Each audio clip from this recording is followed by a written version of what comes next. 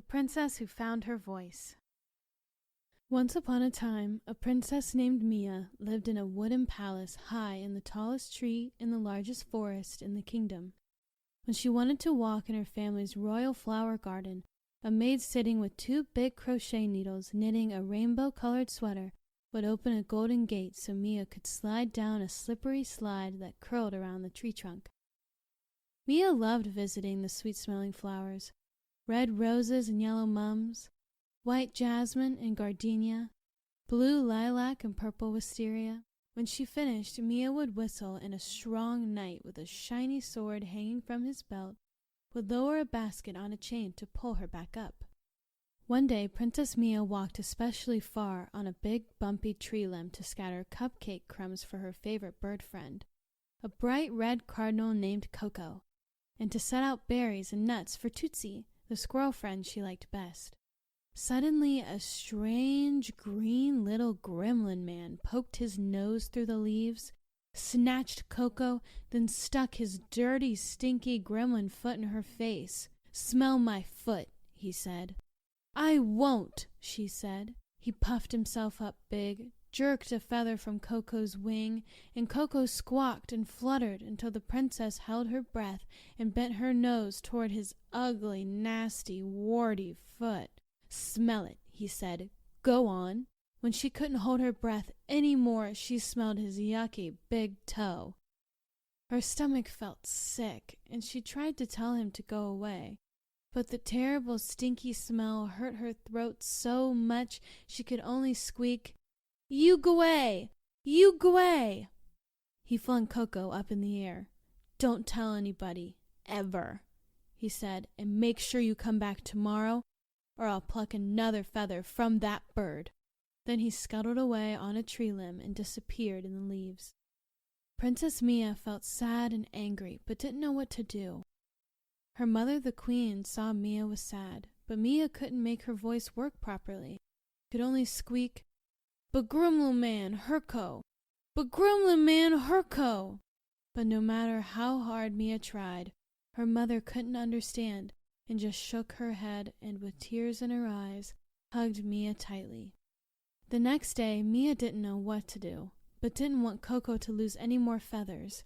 So finally she walked back out on the big knobby limb, and the ugly little gremlin man popped out of the leaves. "Now smell both my feet," he said.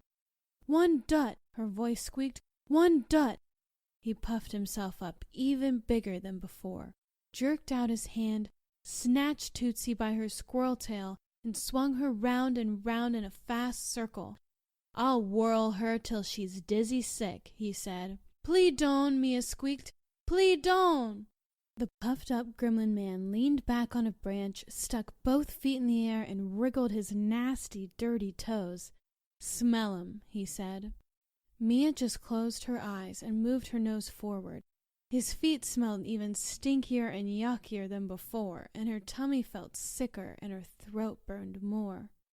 "Don't you tell anybody," he said.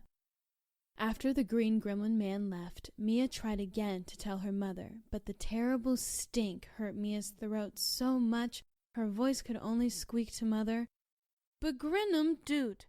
Begremlumun doot!" And Mia just couldn't make her mother understand. The next day, the little green gremlin man puffed himself up even bigger than before, grabbed Coco in one hand and Tootsie in the other, and made her smell both his feet so long that her throat hurt so much her voice couldn't even whisper a sound. Her mother, the queen, more worried and concerned than ever, consulted all the sorcerers and magicians and astrologers in the kingdom, but none understood what was happening or what to do. Mia knew she needed help, and that she needed to tell someone, but she had lost her voice and had to think of something. That night, as she lay in her bed, sadder than ever, a glowing golden light floated in front of her eyes, and she noticed something smelled especially sweet and nice. She thought it might be a fairy, and felt a tiny bit less sad, then suddenly had an idea. The next morning, Mia ran to the maid who crocheted and knitted beside the golden gate. slid down the slide, and rushed into the royal garden, where she smelled every wonderfully scented flower, each finer than the finest perfume: blue lilac and purple wisteria, white jasmine and gardenia, yellow mums and red roses. And with every sweet scent she breathed into her nose, her throat felt better and stronger, and finally she said silently to herself, and then out loud so she could hear, "I've found my voice! I've found my voice!"